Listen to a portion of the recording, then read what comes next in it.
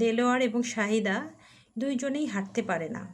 ক্যান্সারে আক্রান্ত হয়ে দেলোয়ারের একটি পা কেটে ফেলা হয়েছে, আর শাহিদা জন্মগতভাবেই প্রতিবন্ধী, হাঁটতে পারে না।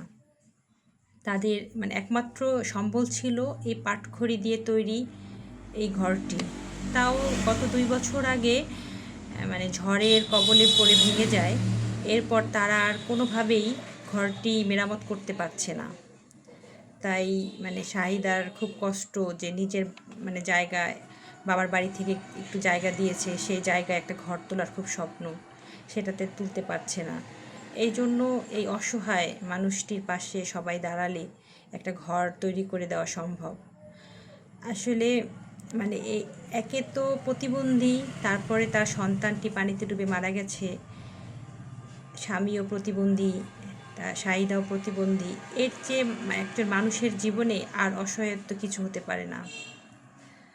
তাছাড়া তাদের যদি ঘরটা থাকতো তাহলেই হয়তো তারা একটু শান্তিতে ঘরে থাকতে পারতো। সেই ঘরটিও তাদের নেই। তাই তারা খুবই অসহায়। তারা সবার কাছে একটা ঘর নির্মাণের জন্য সহযোগিতা চেয়েছে।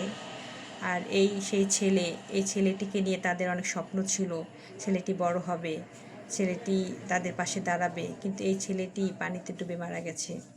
এরপরে শাহিদা মানসিকভাবে অনেক ভেঙে পড়ে। তাই আপনারা যদি একটু এগিয়ে আসেন তাহলে শাহিদাকে একটা ঘর তৈরি করা সম্ভব।